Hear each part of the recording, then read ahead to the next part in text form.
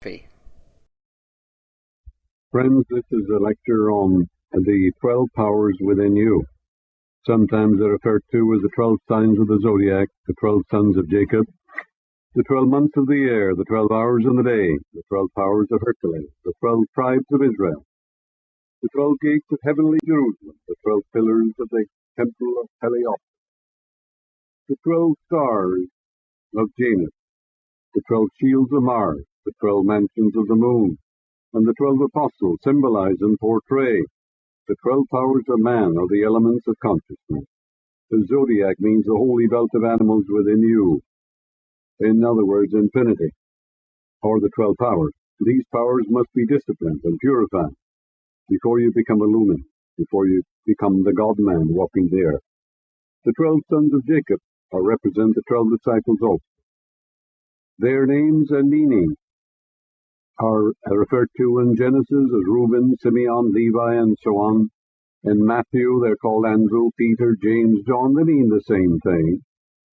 It is our mission and purpose in life to discipline these faculties so that a godlike man will appear on earth. Then, like Job, we can say, "Yet in my flesh shall I see God." Job too asked this question, "Where wast thou when I laid the foundation of the earth? Declare if thou hast understanding. Whereupon are the foundations thereof fastened, or who had laid the cornerstone thereof? When the morning stars sang together, and the sons of God shouted for joy." This is not a question asked of God by Job, but it is really a question asked by man of his higher self. We have forgotten who we are, and we are trying to remember. Original sin has nothing to do with the physical sex act. It is man believing in the wisdom of the world and the opinions of men, and using his intellect destructively. Original sin simply means that man has forgotten his divine origin and accepts the opinions of men as the truth. Consequently, he errs, because he does not know that his own I amness is the Lord God Almighty. He dwells therefore in the land of many gods and the belief in many powers. The man who loves truth and practices the presence of God is like a magnetized piece of steel. The man who's asleep to God is like a demagnetized piece of steel. The magnetic current is there, but it is asleep within him. When we dwell in the presence of God, the electronic and atomic structure of our body reforms and vibrates accordingly. Canst thou bring forth Mazareth in the season, or canst thou guide Arcturus with his son? When you look up the concordance for the word Mazareth, you find it's the 12 powers of the zodiac which is within yourself. If we call our disciples forth and fully discipline them by prayer, by meditation and mystic visioning, we can answer all these questions propounded in that 38th chapter of Job. When man is completely purified consciously and subconsciously, the distillate brought forth is the illumined man, called the God consciousness, or cosmic consciousness. Let each one determine for himself if he's calling forth these faculties. Andrew, or Reuben, in Genesis called Reuben, which means to behold the sun. The sun means the presence of God in you. Andrew is perception, perceiving the presence of God within you, or the truth of being. Andrew, therefore, means spiritual perception, was the first faculty of man. Spiritual seeing means understanding, illumination, comprehension. Just like you understand the answer to an algebraic equation, you say, "I see." This is not three-dimensional seeing, but it is seeing the truth about the outer fact. If you put a stick in a pond or a lake or a river, it seems to be bent. It isn't. It's an optical illusion. If you saw, for example, the two tracks in a railroad, they seem to come together. They don't. They're parallel. Therefore, that would be seeing the truth about the thing. The spiritual person sees the law of cause and effect operating everywhere, and he knows there is a subjective pattern behind all manifestation in his body and affairs. He knows the realization of his desire is the truth that sets him free. When you begin to see spiritually, you see peace where discord is, love where hatred is, joy where sadness is, light where darkness is, and life where so-called death is. You see the presence of God where confusion is. We look at the atmosphere and we say that there is nothing there, yet it is teeming with life. We look into the heavens and we see stars, But when we look through a telescope, we see countless stars not discerned by the naked eye. Which is right, the telescope or the eye? Many think the sun rises in the east and sets in the west, but spiritual seeing or understanding knows that this is untrue. If someone is sick in your family, how do you see them? If you see them unwell, you're not disciplining Andrew. Your spiritual perception or knowing must be perfect vision of health and happiness. If your mother is sick, see her home. She's happy, joyous, and free, bubbling over with enthusiasm. You're seeing the truth about her. Do you resist, resent, or fight conditions in your home or office? If you do, you're not calling Andrew to discipleship. If you detach yourself from the problem and focus on the solution or the way out, realizing an almighty power is backing you up, you're on the way to mastering this power. Peter is the second disciple or faculty of the mind. All these faculties, remember, are within you. And the zodiac is within you. 12 sons of Jacob are within you. Peter symbolizes the rock of truth and immutable conviction of good. Peter is the faculty of mind that realizes that God indwells him, walks and talks in him. Peter is the type of mind that knows that the I am within you is God, and there is no other God. Peter is faithful to the end. That is, you're faithful every step of the way, knowing omnipotence is moving on your behalf, and that none can stay its hand and say unto it, what doest thou? Do you say to your ideal or desire, murmuring in your heart, that I'm too old, I do not have enough money, I do not know the right people? Do you say, for example, that due to conditions, inflation, the present administration, events, or circumstances, it is impossible for me to realize my objective? If this is so, you're not disciplining Peter, but you're actually robbing yourself of the joy of experiencing your ideal. The faculty of faith, called Peter, knows no obstacles and recognizes no master or lord, except his own I am, for I am the Lord, that is my name. My glory you shall not give to another, neither shall you give my praise. Do you pray for a little while, then give up and say, I tried it, but it does not work? If you do, you must begin now to call Peter to discipleship, and you will realize the cherished desire of your heart.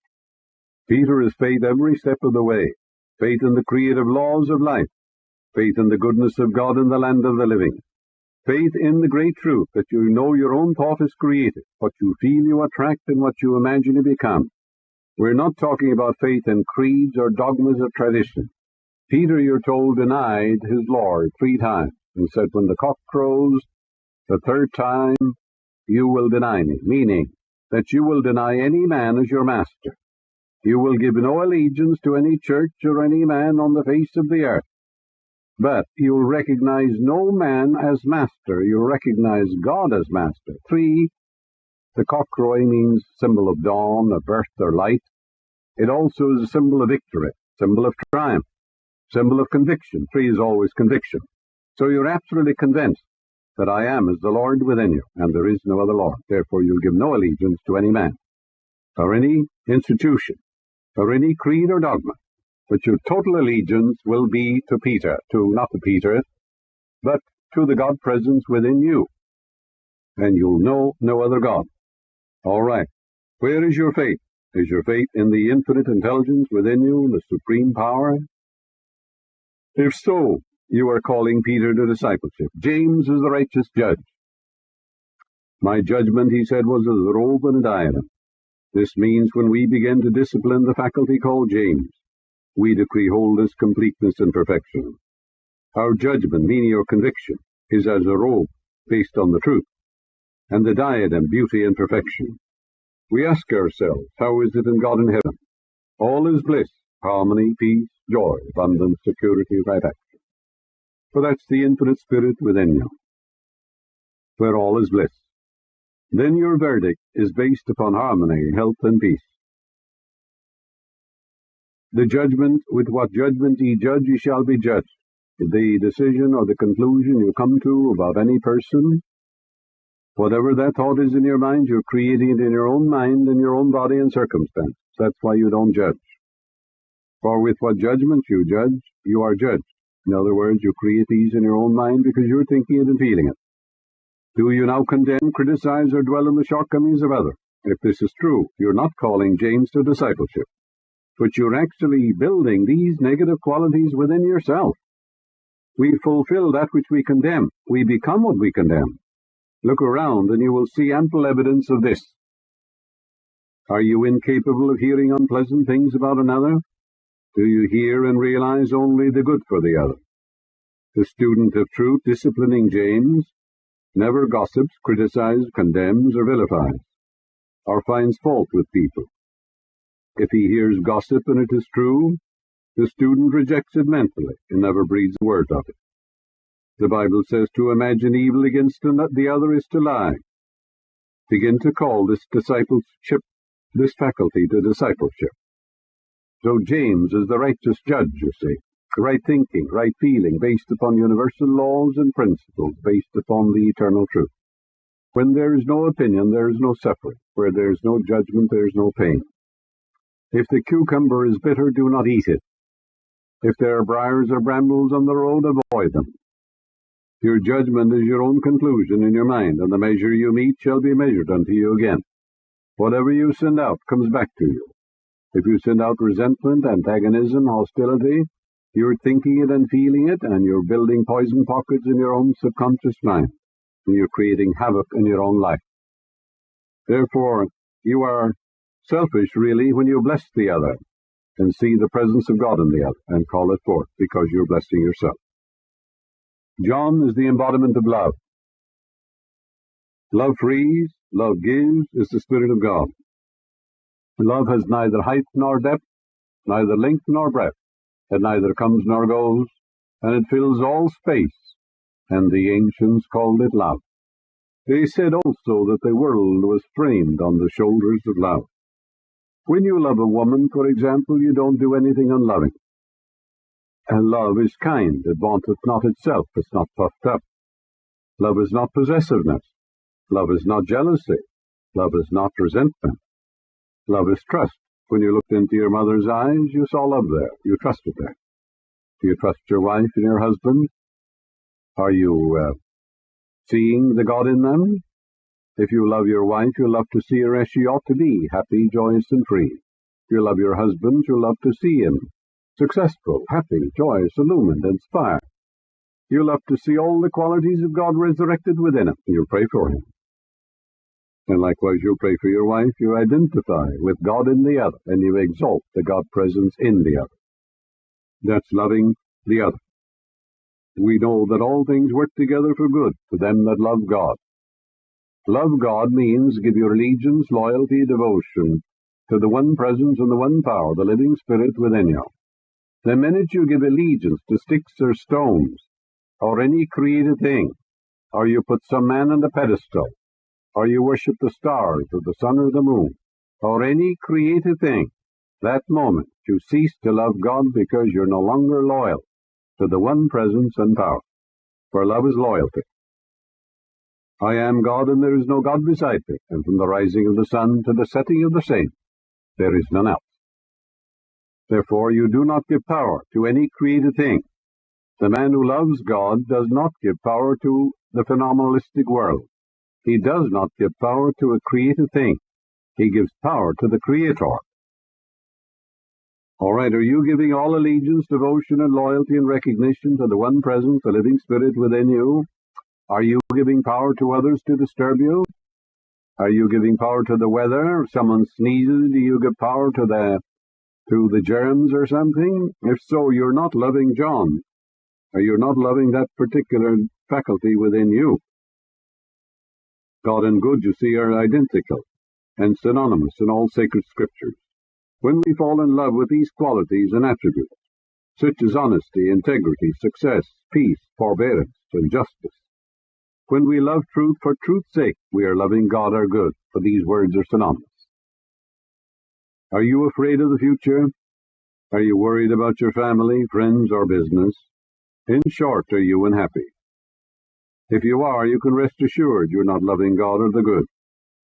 When you busy your mind with the principles of harmony, right action, beauty, love, peace, goodwill, then these ideas will sink in to your subconscious mind, and the subconscious will bring these qualities forth on the screen of space. For whatever is impressed in your subconscious mind comes forth as form, function, experience, and event. If you are fearful, worried, and afraid there is not enough to go around, you're emotionally attached to limitation, that which I fear most has come upon me. Are you afraid of failure? If you have this fear, you will bring about failure. Do we hold a grudge against any living being? If so, we're not calling John to discipleship, for John is love.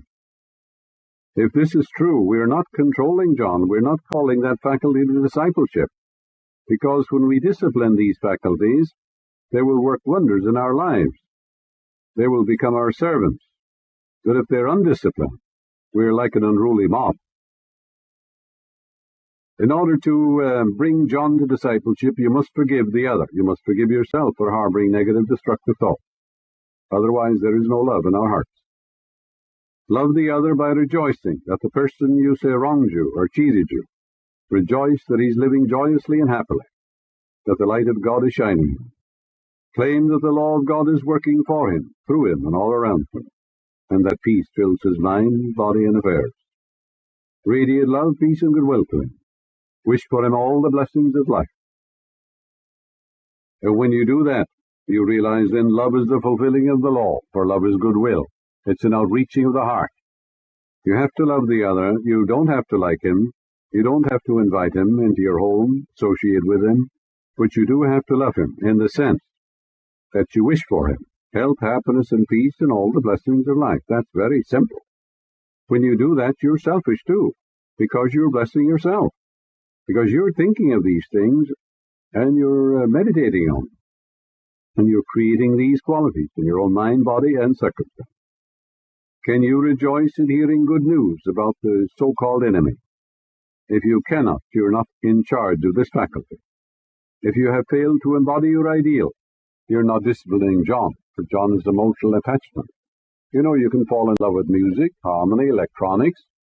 Einstein said he fell in love with the principle of mathematics. It revealed all his secrets to him. And Edison fell in love with the principle of electricity. It revealed countless inventions to him. He said he picked them up out of the air. Out of the air means from the spirit within him. Remember now, love frees, love gives, is the Spirit of God. Love is not emotional blackmail, you know. And if you're clocking your husband when he comes home with your wife, there's no love in that home. That's all right in a factory where you clock in at 9 o'clock in the morning, but that doesn't belong in any home where love reigns supreme. And there is no love without discipline, no discipline without love. So if you love your children, you'll discipline them. And you'll see that they conform to the golden rule in the law of love. For there is no love without discipline. Actually, there's no love without wisdom either. Wisdom is an awareness of the presence and power of God, where you bring forth these great eternal truths of God in your mind, in your body, and in your circumstances. Philip means, metaphysically, a lover of horses. A trainer of horses is firm but kind. He does not beat the horse, yet he lets the horse know that he is master. The trainer is persistent. He has that quality which so many people lack, that is, stick-to-itiveness, determination, persevering to the end. He who perseveres to the end shall be saved, meaning the solution shall come to the man who steadfastly gives his attention, devotion, and loyalty to his idea, his dream, his aspiration. He refuses to take no for an answer. The trainer of a horse, you see, is disciplined. He's firm, as I said, but kind. He throws the horse down, ties his legs with a rope. He talks to the horse, and he lets the horse know that he's the master. He says to the horse, you'll obey me, I'm going to ride you, you're going to become docile and calm, you're going to become my servant. You see, the horse is subjective, and the subjective mind is subject to the conscious mind. The conscious mind controls the subconscious. This is why man has dominion over animals. This is why he can For example, hypnotize tigers. And the tigers are all hypnotized, and then the girls go into the cage, and everybody wonders. It's because the tigers are all in a subjective state, they're in a trance state, because the trainer hypnotized them and said, you'll obey, you're relaxed, you're at ease, and so on. So after a while, the horse realizes that man is his master, because he can throw him down, tie him up, and eventually the horse says, you know, that man is my master. Then the man jumps on his back and docilely, in a docile way, he drives the horse down the road. The same thing applies to all animals. This is why man has control. This is why he can train a tiger or a lion or a wolf and so on to do tricks, because the subjective is amenable to suggestion. Philip, therefore, is the faculty of mind within us that enables us to use the power we have through love. Thus we conquer any situation. At a rodeo, some people call it, you see a horse which is unbridled and untamed. No one can stay on him longer than a few seconds.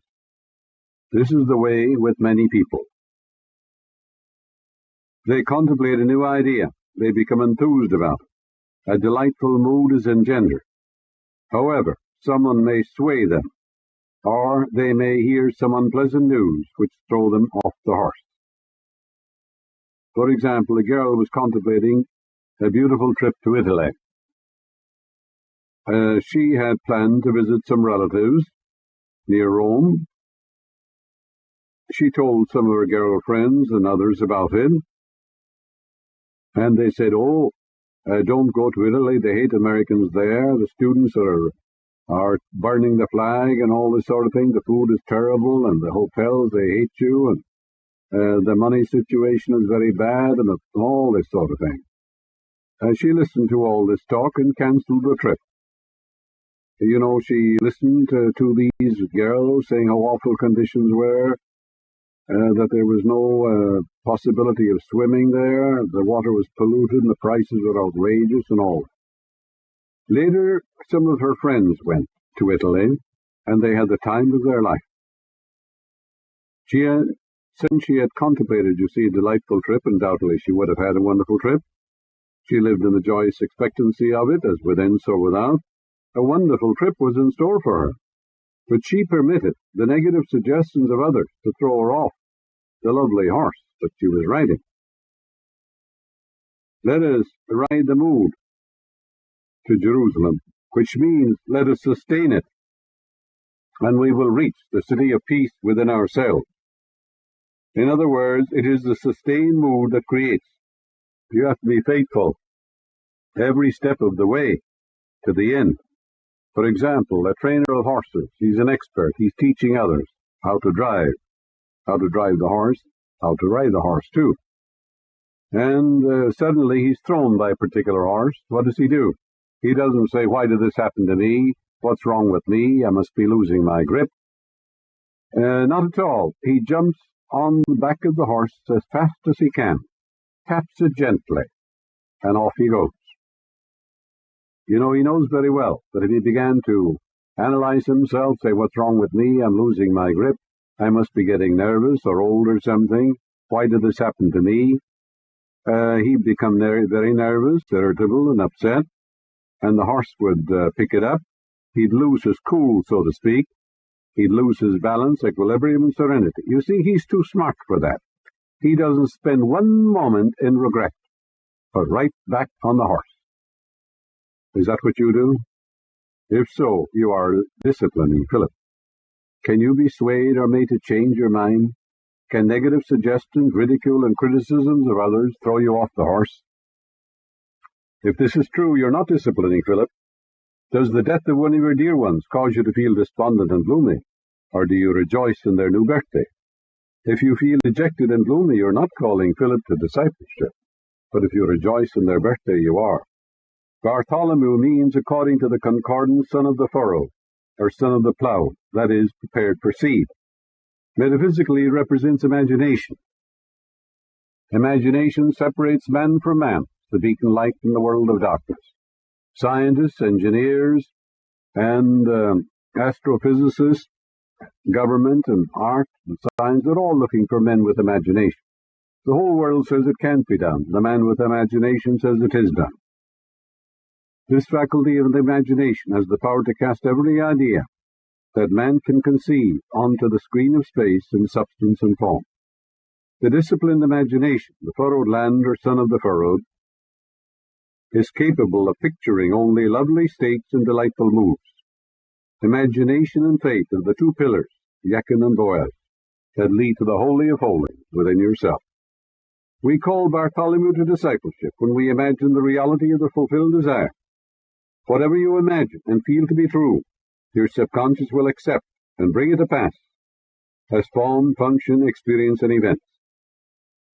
If you are told of some evil prediction, it frightens you, and you begin to imagine and conjure evil. You have not called forth this power. Do not imagine evil for another or for yourself. Do you imagine that your son will fail in his examination, or that something bad will happen to members of your family?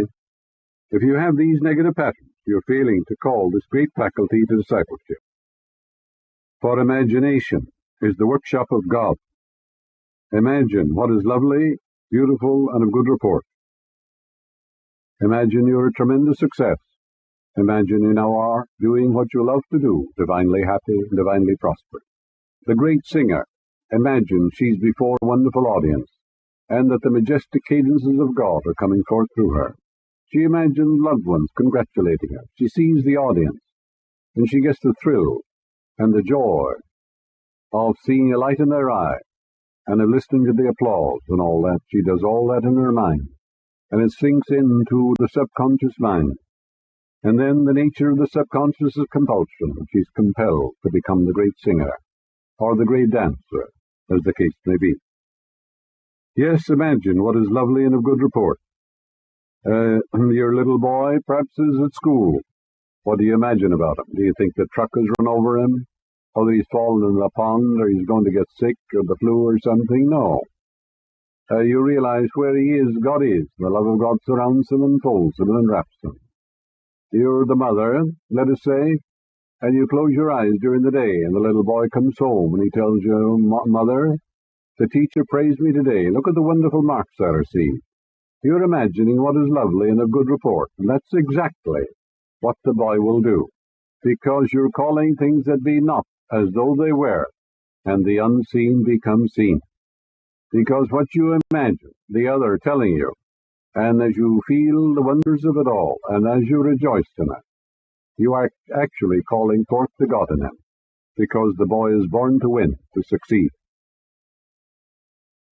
Therefore imagine whatsoever things are true, lovely, noble, and godlike. Dwell on these things. For example, if you're married, imagine your husband is coming home telling you what you long to hear, that he's found a wonderful promotion, that he's been promoted, that he's found a wonderful job, as the case may be. He's telling you the things you want to hear, how wonderful the day was, and how wonderful you are, and how much he loves you. And then see the light in his eye, see the smile, hear the tonal qualities of his voice, and feel the divine embrace. Feel the naturalness, the tangibility, the wonders of it all. Make it real. For imagination is called the workshop of God. And I'd like to reiterate that imagination separates man from man.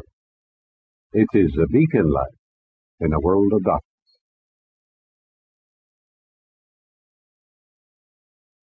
Thomas means jointed or conjoined. In the undisciplined state, it represents the double-minded man, unstable in all his ways. Let not such a man ask anything of the Lord, for he is the double-minded man. He is like the surge of the sea, tossed to and fro, a double-minded man unstable in all his ways. Thomas represents the understanding faculty of man. Get wisdom, with all thy getting, get understanding. Wisdom is the awareness of the presence and power of God within you. Understanding is the application of this knowledge to solve our daily problems and grow spiritually. Our reason and intellectual perception of the truth becomes anointed by the Spirit of God, and we go from glory to glory. The man who disciplines this faculty called Thomas, which is within you, knows that his own consciousness or awareness or spirit within him, self-originating spirit, is the God of his world and the seat of causation. In the Bible, Thomas touches the body, put your hands into my side. Who touched me? I feel virtue has gone out of me. So that means mentally and spiritually you touch this God presence within you, immediately the answer comes. Therefore, Thomas, that faculty within you, when it is disciplined, rejects all rumors, lies, and suggestions that are unlike God or the truth. He will contradict, reject, and refuse to accept any rumors or suggestions that oppose that which he knows to be true. For example, if there's an epidemic of the flu, or whatever it might be, he's unmoved, undisturbed. He realizes that there's only one presence and one power and one cause and one substance. So his prayer is, I am all health, God is my health. He builds up an immunity, or spiritual antibodies, and contra-convictions against everything that man believes, against all the opinions of the world. And he has just the one Lord and the one power and the one cause and the one substance. You send your children to some remote spot to escape the so-called flu or Asian flu or something else. If this is true about you, you're full of fear. Your faith is not in God or good, and you do not believe in the omnipresence of God. If you're calling Thomas to discipleship, you realize that you're always in your true place, that you're in the secret place of the Most High, that you abide in the shadow of the Almighty, that you'll say of the Lord, He's your refuge, your fortress. My God, in Him will you trust. You know that God is where you stand, that He walks and talks in you. You are the very garment which God wears as He moves through the illusion of time and space. You discipline Thomas when you touch reality, and you know that God is the only presence, power, cause, and substance. Therefore, a plague could be sweeping the city, and you would be completely unmoved and undisturbed because you realize you are sealed in God and nothing could touch you. And that would be a wonderful attitude of mind to develop. Matthew means the gift of Jehovah. It means your desire. And God speaks to man through the medium of desire. If, for example, you're sick, you desire health. If you're hungry, you want food. And if you're in prison, you want freedom. If you're thirsty, you want water. The realization of your desire, of course, would be your savior. It would be the solution to your problem. God speaks to you, therefore, through desire, and there's a desire in you as you listen to this. The Spirit within you, the life principle saying to you, come on up higher, I have need of you. Therefore, if you're beginning to discipline Matthew, you will say, well, God gave me this desire. This desire is good and very good. And the same living Spirit Almighty which gave me this desire will reveal the perfect plan for its unfoldment in divine order through divine love. Therefore you will take this desire of yours and you'll animate it, sustain it, exalt it, lift it up in your mind, marshal all the reasons why you can accomplish, why you can achieve it. You don't discuss it with others. Go tell no man, show John. You don't discuss your prayer life, your dreams, your aspirations, your plans, your purposes with others. When you do, many times they throw cold water on them, and sometimes they tell you all the reasons why you can't achieve. So tell them nothing. Prayer is a silent communion, a dialogue with your higher self. It's a secret commitment whereby you dwell on the reality of your desire and you realize the power of the Almighty is moving in your behalf, and that the desire will come to pass in divine order through divine love, just the same as you put a seed in the ground. The seed undergoes dissolution, bequeathing its energy to another form of itself. Likewise, as you envelop your desire with faith and confidence, knowing there's an almighty power will bring it to pass, that desire will be deposited in your subconscious mind. It will die as a desire and come forth as the joy of the answered prayer. Do you say, I am too old, I lack the intelligence, it is too late now, I have no chance? Do you accept the verdict of the doctor or the mass mind belief? Or do you go within and say, like Mary of old, my soul doth magnify the Lord? You magnify the possibility of giving birth to your idea, dream, or aspiration. Go within in the silence and magnify the possibility of realizing that desire.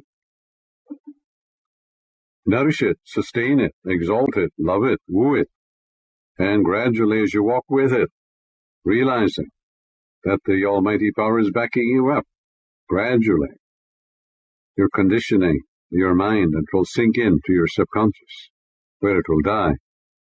And when it dies, and then comes, as I said, the joy of the answered prayer. When you reject your desire, the gift of God, which would bless you in the world, you're not calling Matthew to discipleship.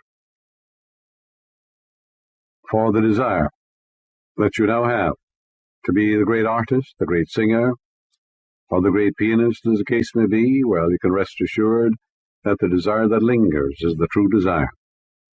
And also, if you have an intense desire to sing or to play music or the piano, as the case may be, that means that the talent is there. When the talent is there, the way is there. You see, you can make a seed grow. The oak is already in the acorn, but you have to deposit it in the soil. And the archetype or the pattern is already there. So it dies in the soil, attracts everything it needs for its unfoldment. Likewise, you know when you've turned your request over to the deeper mind. Because when you've turned it over to your subconscious, full of wisdom and intelligence, it has the know-how of accomplishment, you're at peace. You're no longer anxious or worried. You're not saying how, when, and where, or how long, O Lord, how long. If you do, you're not disciplining Matthew. For Matthew trusts the God presence, like you delegate an assignment to an officer in the company. If you're a good executive, you do not meddle with the pie you ask the other man to make, do you? You trust the other man. You give him an assignment. He's capable. He's competent. Likewise, your subjective mind is coextensive with all wisdom and all intelligence, and whatever you impress on that subconscious mind, it will move heaven and earth to bring to pass, for all the wisdom of the infinite are within you. James the Less, as signifies the faculty of order, a tidy mind. Order is heaven's first law. When you are at peace in your mind, when you find peace in your home, in your business, and the rest of your affairs, then you're calling that faculty to discipleship. James the Less is also called discernment or discrimination. It is also means clairvoyance, clairaudience, perceiving the truth about anything. Quinby, the father of metaphysics in America, the greatest healer America has ever known, had this quality of discernment highly developed. He was able to diagnose and interpret all of the causes behind the ailments or maladies of his patients. His patients didn't have to tell him anything. He saw the cause of their sickness, whether it was consumption or cancer or tuberculosis or whatever it might be, or blindness or insanity. He told them where their pains and aches were and the mental patterns behind them. Over 60% of his patients were sick because of religious beliefs, a punitive God, the belief in a hell, damnation, and that they were sinners, and so on. We go to a doctor and we tell him all of our symptoms, their location, and so forth, but Quinby did the reverse. He told the patient the cause of his malady and where it was. They marveled at this great capacity. He simply tuned in on their subconscious minds and subjectively saw their mental patterns. His explanation was the cure. Quinby was clairvoyant. When this clairvoyant faculty is fully developed, one sees the divinity behind the faun, the truth behind the mask. He contemplates reality and sees the presence of God everywhere. How did Quinby become clairvoyant? Well, by discarding all the theological beliefs that he was taught when he was young. He rejected all the opinions of men, and he recognized that there was only one presence and power within himself. And when he died to all the false beliefs of the world, he became clairvoyant. And the book to read is Psychic Perception, one of my recent books, dealing with extrasensory perception. It tells you how to develop these faculties. Do you blame the government, external conditions, family, employers, or conditions for any problems or limitation you may be experiencing? It is easy to blame others. Are you capable of interpreting that which you see? Do you judge according to appearances? Objective appearance is not always true. Call James the less to discipleship. Let your judgment be as the noonday. Noon casts no shadow. I stand on my shadow. Therefore nothing comes in my way to deflect me from judging righteously. No shadow must cross your path. The world of confusion shall be rejected. Your judgment shall be righteousness, which is wholeness and perfection, perfect God, perfect man, and perfect being. So your judgment is based upon what's true of God, just like an engineer. How does he base his judgment? On the laws of stress and strain, pressure, and the principle of mathematics. Therefore, he can tell you that a train weighing so many tons can pass over this particular bridge. It's all computed mathematically, all done scientifically. He's judging righteously according to universal principles and laws. Nothing will give you peace but the triumph of principles, and your mind is a principle. If you think good, good follows. If you think evil, evil follows. And therefore, if you want to develop the faculties of sight within you and hearing too, great numbers of people are clairaudience, some are clairvoyant, do it this way. Say to yourself, I see the truth, I love the truth, I know the truth, I rejoice in the truth. By day and by night, I am seeing more and more of God's truth, spiritually, mentally, materially, in every single way. And that spirit of truth leads me to all truth. Realize also that you're illumined from an eye. The Spirit of Almighty God moves in the waters of your mind. That all your faculties are illuminated from on high. That the light of God shines in all the dark places in your mind. For they that dwelt in darkness have seen a great light. They that dwelt in the valley of the shadow, upon them hath the light shined. So the wisdom of God anoints your intellect. It's a lamp unto your feet. It's a light upon your path. So you're seeing more and more of God's truth every moment of the day. You see the divinity behind the form and the truth behind the mask. And then you are disciplining James the less. Intuitively you will perceive the great truths of God without any conscious process of reason. Thaddeus means of the heart, warm-hearted, and praise.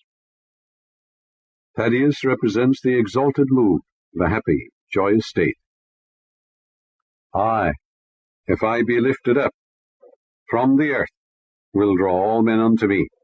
If you take that idea that you have and lift it up to the point of acceptance or conviction in your own mind, the manifestation will come to you. It will appear on the screen of space. For anything that you completely accept in your mind will come to pass. This is the attitude of the mind of the man who is disciplining Thaddeus. It means praise, exaltation. The Bible says, come into his presence singing, come into his courts with praise, be thankful unto him, and bless his name. It's a quality sadly lacking in the minds of millions of people. Do you praise your boy for a job well done? Do you praise your assistant or associate for some marvelous constructive work? Well, it'd be a wonderful thing to do. Do you praise the waitress for the excellent service she gave you? Yes, exalt God in the midst of the other person. If you have a little boy or little girl, yes, you can exalt God in the midst of the child. For example, you can say, the little girl may be at school, but you can say, the wisdom of God anoints my girl's mind. She's growing in grace and wisdom, truth and beauty. The love of God wells up within her. The peace of God floods her mind. She's illumined from an eye. If you have a little boy, you can realize infinite intelligence is within him, guiding, directing him, revealing to him his hidden talents, showing him the way he should go. Realizing the love, the light, and the glory of the infinite animate and sustain him, and strengthen him. And that he is God's son, expressing more and more of God every day. All right. You're praising or exalting and lifting up the God in the boy. and he will become to you what you conceive him to be. He will fulfill your conviction of him. Never have I seen the righteous forsaken. The righteous are those who think right, feel right, act right, and who use the law in the right way. We lift others up by rejoicing that they're now possessing and expressing all that we long to see them express. You can praise the flowers in the flower pot that's known for hundreds and thousands of years, and they will grow luxuriously and beautifully. Ask the little geranium plant to bend over and kiss you, it will. It will grow towards you so that you may kiss it. Just as a dog will jump on you, on your lap as you indicate, you will pet and fondle him. Do we lift others up in consciousness and see them as they ought to be? Do you see men as beggars? If that is true, we have clothed them in rags. But the so-called beggar is a king walking the king's highway. Clothe him with the garment of salvation. Clothe him with the garment of righteousness. Realize the riches of God are flowing through him, but he's illumined from an eye. And if you have a good conviction, the beggar will be transformed. He will not be at the street corner tomorrow. This is an example of calling Thaddeus to discipleship. The ancients said that Thaddeus went forth the earth, his neck and head bathed with oil. Oil means illumination, inspiration, means the light of God. And it said that all those who touched him were made whole, that he went forth with the praise of God forever on his lips. Praise radiates and gives glory and beauty to the inner powers of man. Let us emulate Thaddeus and walk the earth with the praise of God forever on your lips. Then you're really calling Thaddeus to discipleship. It's likewise if you give thanks for the blessings you have now. Count your blessings, the wonderful home, the blessings of your husband, your wife, your children, your lovely home, your health, your eyesight. Some people can see, some can hear, you know. And you give thanks for all the wonderful blessings you have now, and exalt God in the midst of you, mighty to heal. Then you see your subconscious will magnify your good exceedingly, and wonders will happen in your life. Father, he said, I thank thee that thou hast heard me, and I know that thou healest me always. And the ancient poet said, oh, God, give me one more thing, a grateful heart. So praise and gratitude are wonderful qualities. Another disciple is Simon of Canaan. Simon means hearing, hearkening. It means one who listens and obeys the voice of the one who forever is. Shemong is to hear. Canaan is the promised land. Well, the promised land is the realization of your heart's desires, the fruition of your ideas. When a scientist has an invention that comes forth and is objectified and made manifest, he has reached the promised land, hasn't he? When we discipline this faculty, we look for and expect spiritual guidance and illumination direct from the fountainhead of God. We become still and listen for the still, small voice, the vibration or tone within us that wells up and says, this is the way, walk ye in. So Simon is the man, also with the pitcher of water. And you're told to follow the man with the pitcher of water. And he will lead you to an upper room where everything is prepared. Now, what is this upper room? This upper room, of course, is the presence of God in you, the living Spirit Almighty. It was never born, it will never die. Water wets it not, fire burns it not, wind blows it not away. Love was never born and never died. It never grows old. Grace never grows old. Joy never grows old. And beauty never grows old. Laughter never grows old. These are eternal qualities. Harmony always was, now is, and ever shall be. And these are qualities, attributes, and potencies of God. So the kingdom of heaven is at hand, and the works are finished from the foundation of time. And all things be ready if the mind be so. For the works are finished. You're dealing with the finished kingdom. No matter what you seek already is, because before you call I will answer. Therefore, no matter what the question is, The solution already is there. The answer is there, whether it's to the scientist or the man lost in the woods, or it's the doctor seeking a solution. The answer is already there. That's why, therefore, it is an insult to the divinity within you to beg or beseech or supplicate. That's why you go boldly to the throne of grace. You claim your good, which was given to you from the foundation of time. So you go into that upper room and you realize harmony is. You don't say, it takes a long time to get a healing. You're saying God takes a long time to heal. You don't say, someday I'll be happy, or someday I'll have peace. The God of peace is within you. Tune in on the God of peace and let the river of peace flow through you now. You don't say, someday I'll have love. Well, the God of love is within you. Open your mind and heart and let God's love flow through you. And the answer is now. For God, your good, is the eternal now. Simon of Canaan may be summed up as receptivity to the inner voice of wisdom, truth, and beauty. This leads us to the land of Canaan, the promised land, the realization of harmony, health, and peace. We hear only the good news about ourselves and others. We expect the best, and invariably the best will come to you because you expect it. The man who disciplines this faculty of mind lives in a state of joyous expectancy. Invariably, ineluctably, the best comes to him. The word of God goes before such a man as a pillar of a cloud to lead them in the way, and by night in a pillar of fire to give them light to go by day and by night. Do you now gossip, dissect others, criticize them, and indulge in backbiting? These negative qualities prevent you from controlling and disciplining this important faculty of mind. Do you hear and feel only the best for others?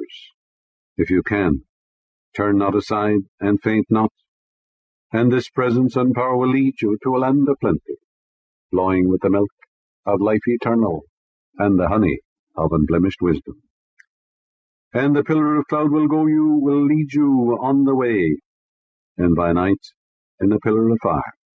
Because the ancients, took a brazier, that's a metallic instrument where you put coke or coal in, and when they wandered away, the stragglers, they walked in the desert, some of them got lost, and therefore they would see the smoke during the day, and of course they would follow where the smoke was, and then at night the sparks would fly upwards, and even though they were lost, they would see the sparks and they would go where the sparks were.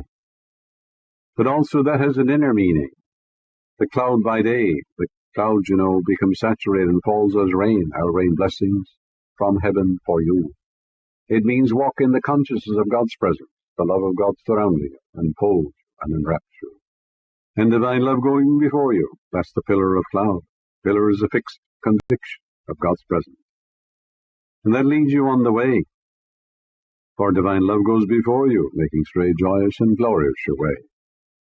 And the night, yes, you may be sound asleep upon the bed, but God makes himself known in a vision and will speak to a man in a dream.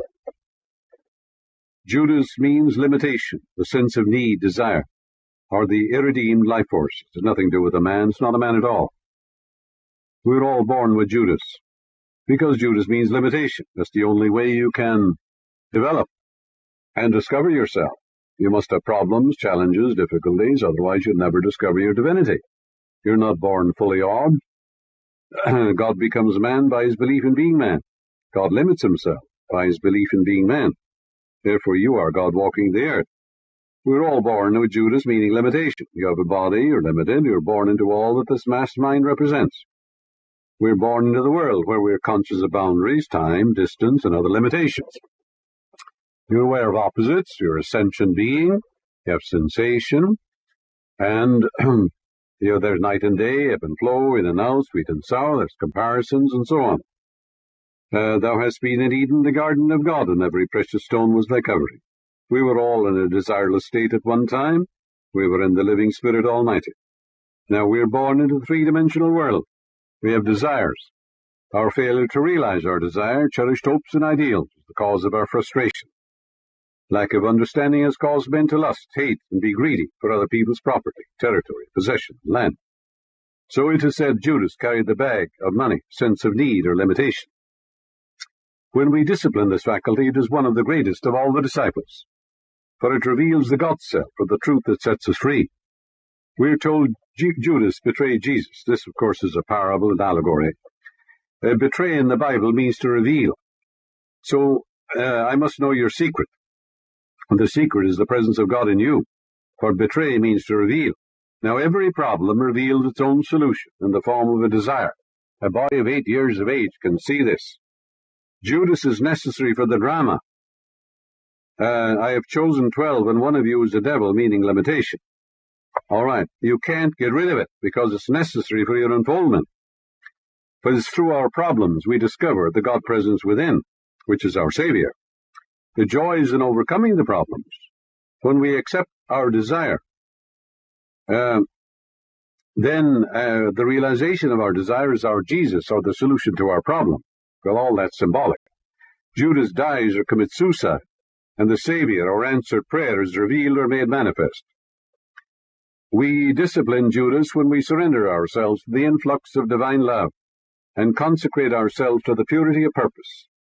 When we realize our oneness with all mankind, when we die to all the false beliefs of the world, when we give up all this brainwashing and the false beliefs which were inculcated into our cranium, divine love overcomes all problems and transforms the sense man into the pure original state.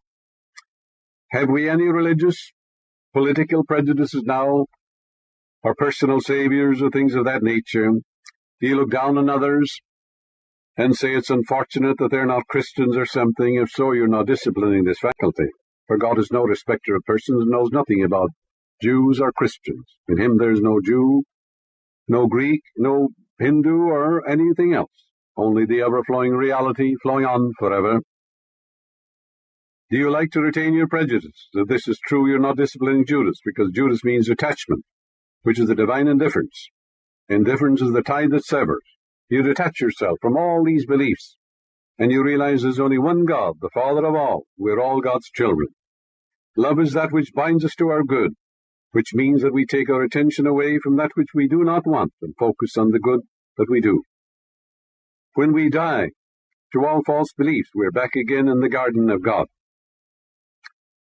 Thou hast been in Eden, the garden of God. When a man who is poverty-stricken dies to that false belief, and he becomes a multimillionaire employing thousands, he has, Judas, committed suicide. He died to his false beliefs about God, and he resurrected a God of opulence. So in him there is neither Jew nor Greek, nor bond or free, neither male nor female.